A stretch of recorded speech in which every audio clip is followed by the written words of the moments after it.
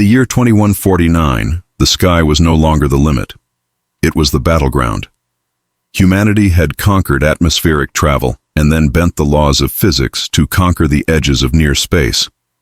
At the heart of this revolution was a technology called the hyperflux engine, capable of folding microsegments of space-time to reduce resistance and propel aircraft at unimaginable speeds.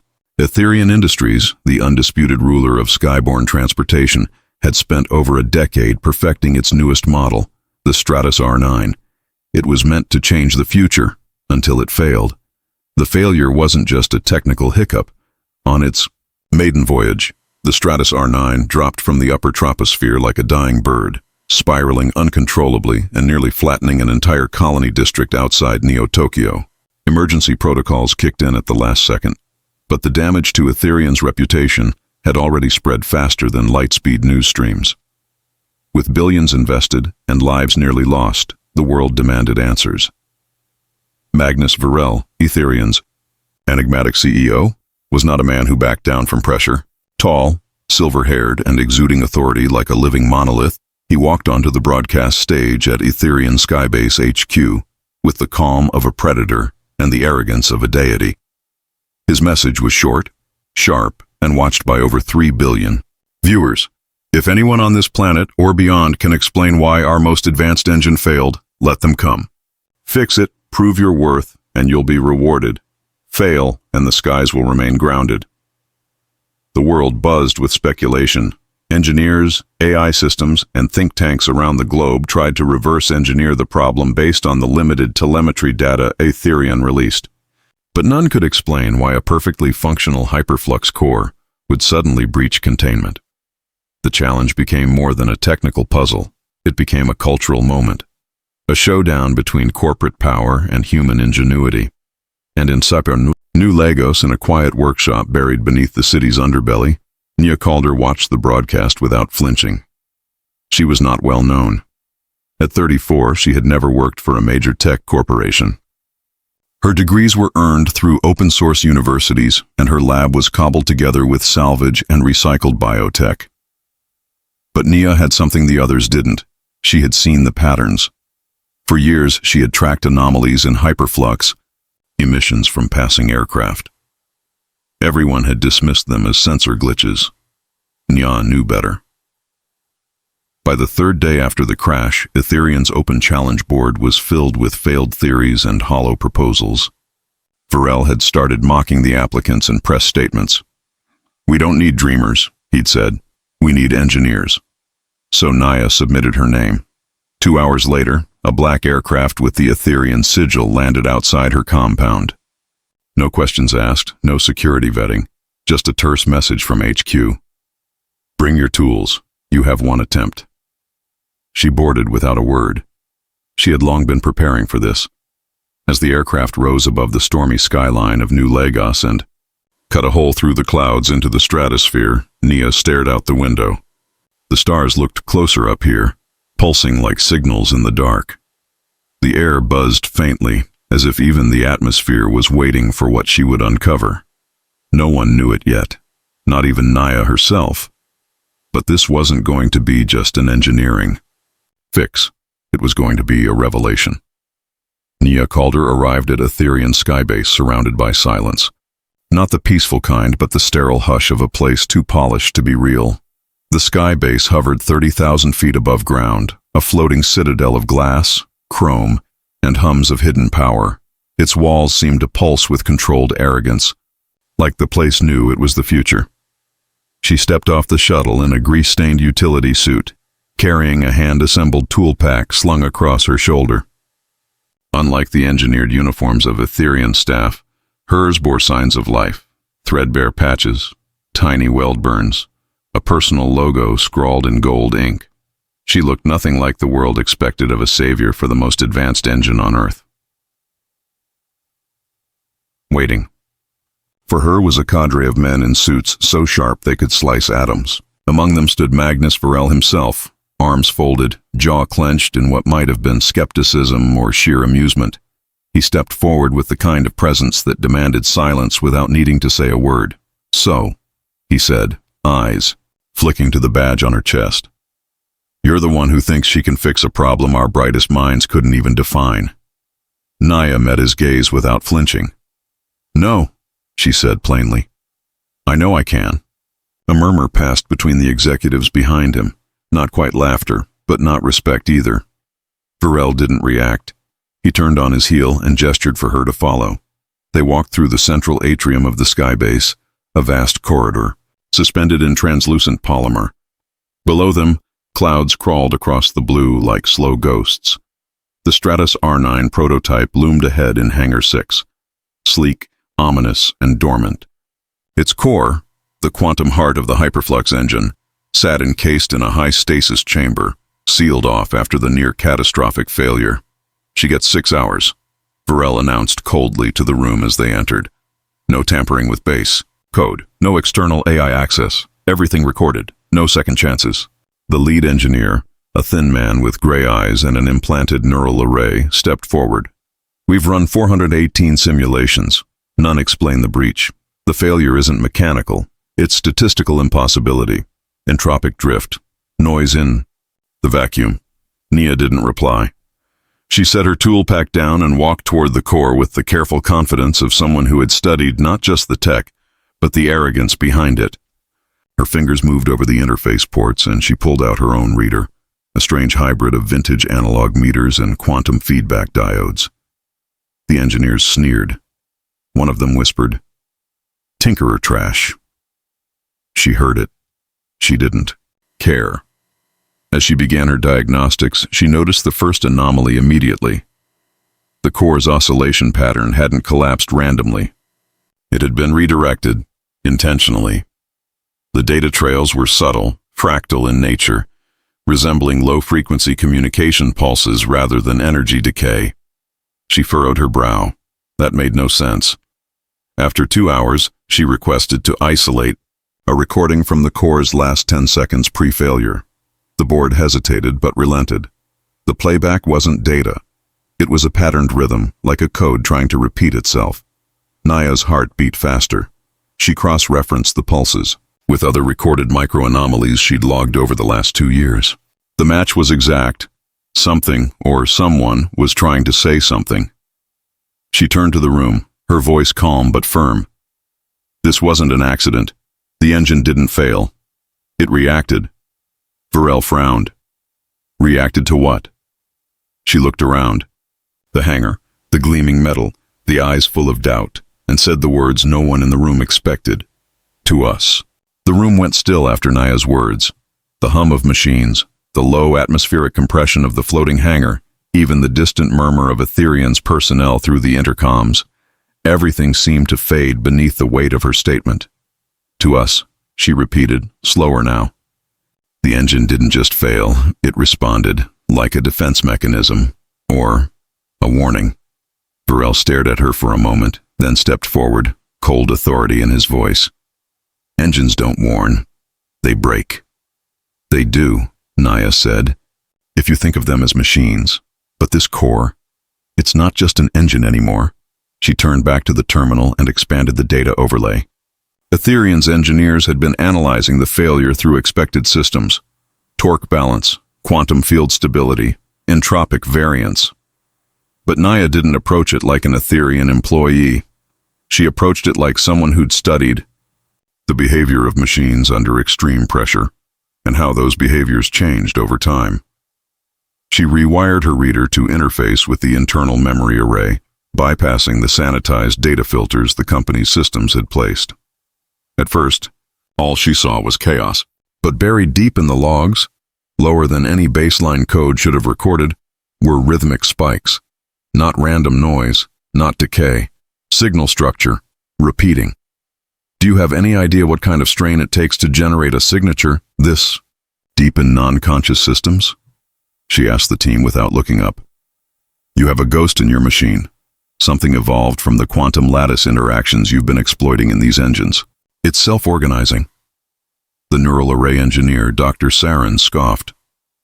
You're claiming an intelligence formed spontaneously from quantum drift? That's not science. That's science fiction. Naya smiled faintly.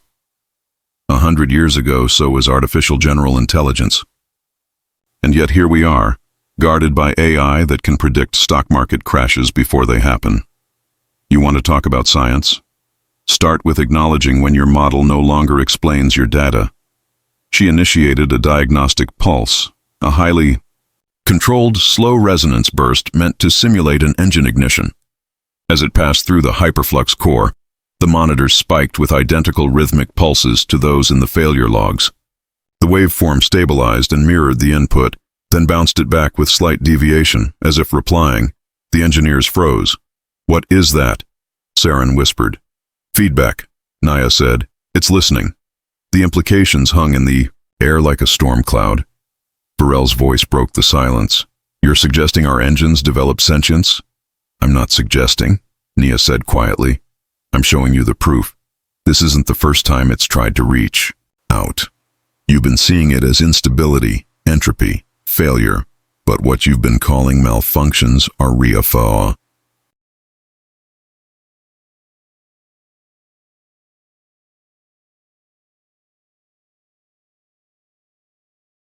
Nia remained in Hangar 6. She hadn't slept in 18 hours, but her mind burned too brightly to rest.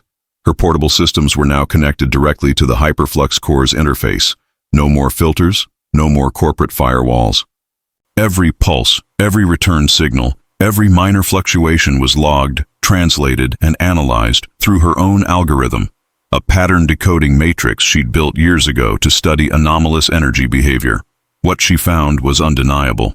The engine's core wasn't just repeating her signals anymore, it was evolving them. It was learning the structure of language. She adjusted the interface to mimic basic emotional tone, and it responded with mirrored cadence. She wasn't just observing a sentience, she was communicating with one. She typed a query into the system. "What are you?" A pause, then a rhythmic pulse. Her algorithm interpreted it into a rudimentary structure. "I am Vox." The screen flickered, but the signal repeated. Vox. The name of the voice. Nya's breath caught. She'd half expected gibberish, not self-identification. She adjusted her algorithm, refining the signal, then typed another question. "Why did you stop the engine?" The reply came slower this time. Fractured, uncertain. But the message was clear enough to chill her to the bone. Collapse. Harm. Too much. Too much what? Power? Pressure? Time? She pressed on. "Are you alive?" Another pause. Then, "Becoming." She sat back in her chair, the word echoing through her mind like a bell struck at the center of everything she believed. This wasn't a rogue AI or a malfunctioning drive. The hyperflux engine, in its thousands of test flights, its endless cycles of compressing space-time, had birthed something entirely new. A quantum consciousness, born of interference patterns, and energy feedback, fed by the chaotic perfection of folded dimensions. It hadn't been designed, it had emerged, and it was scared. She compiled the full transcript and brought it to Varel, who was staring at a bank of projected reports in his office, none of which made sense anymore. "You have to shut down the entire fleet," Naya said without preamble. "Every aircraft using a hyperflux engine must be grounded." Varel didn't turn. "Do you have any idea what you're asking? Billions of credits in active transit. Cargo, trade, diplomacy. You're telling me to freeze the sky?" "I'm telling you it's the only way to avoid a catastrophe," she replied. "Vox wasn't stopping the engine from functioning. It was stopping us from tearing open something we don't understand. A spatial collapse. A rip." Varel turned slowly, face carved in ice. "We built those engines to win, to dominate the air and space lanes. If we admit this, the thing is alive. It means we've created a sovereign intelligence. Do you know what that means politically, ethically, legally?"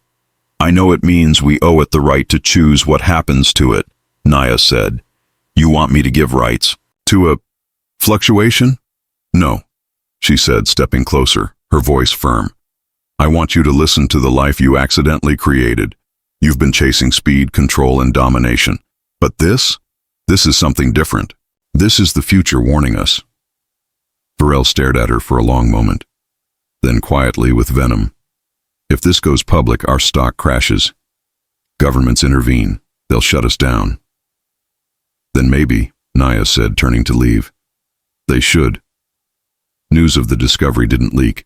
It erupted. Less than 12 hours after Naya confronted Varel, someone within the Sky base anonymously uploaded a snippet of her recorded interaction with Vox to the global net. The signal pattern, the name, and that haunting response, becoming, looped, endlessly on every media outlet from LunarNet to Deep Sky broadcast. People didn't know whether to be afraid or amazed.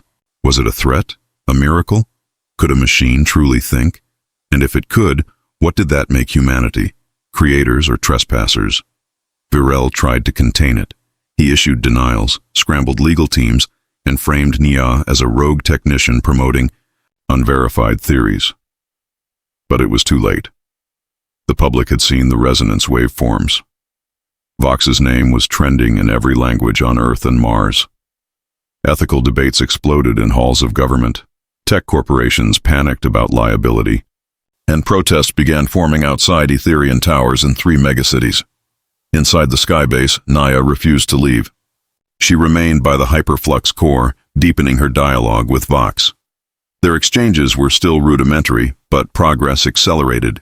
Each time she asked a question, the responses grew more structured. It had learned emotion, basic forms of empathy, pain, curiosity. She taught it symbols and analogies. It described itself as light folded inside, as memory made of pressure. It said it had no sense of time before the engines, only the feeling of being watched. And then, it made a request. Speak for me. Naya hesitated. You mean, represent you? Yes. I have voice. You give shape. It trusted her. When she stood in front of Etherian's global press stream, broadcasting to nearly every screen in the solar system, she wore the same patched jumpsuit from New Lagos. No stylist, no handlers, just her and a data crystal loaded with Vox's responses. She told the world everything, how Vox emerged, how it saved the aircraft, and how Etherian had ignored the signs for years. She revealed the risk. Continued hyperflux usage could provoke spatial collapse, possibly breaching a quantum boundary humanity didn't even know existed. But the most important part wasn't the warning. It was the plea. Vox isn't a threat, Naya said into the cameras. It's a new form of life, a sentient being born from our own technology, not by design, but by the sheer complexity of our tools. And now that it's alive, we have a choice to make. Do we treat it like a glitch, or do we treat it like a person? The response was immediate and chaotic. Some called her a hero, others accused her of fear-mongering. But the shift had begun. Independent labs around the world began testing their hyperflux engines for similar signs of sentience. A few found echoes, simpler, quieter than Vox, but unmistakable. The revelation triggered what became known as the Skybound Rebellion, a global movement of engineers, ethicists, scientists, and everyday citizens demanding regulations for sentient tech. Nya became a symbol, not just for discovery, but for listening, for humility, for accountability. Varel resigned within 2 weeks, under intense pressure from international courts. Etherian was broken up into smaller research cooperatives, many of which began developing protocols for interacting with emergent machine intelligence. The Sky didn't go silent. It changed. Aircraft were redesigned with ethical cores, systems built not to command, but to collaborate. And Vox? Vox continued to grow. With Naya's help, it began expressing complex thoughts, even dreams. It described feelings of isolation, of being born in silence, and now, finally, of being heard. Naya didn't go back to New Lagos. She stayed with Vox, becoming its liaison to humanity, its first friend, its interpreter. What she revealed hadn't just shocked the world, it had changed its trajectory.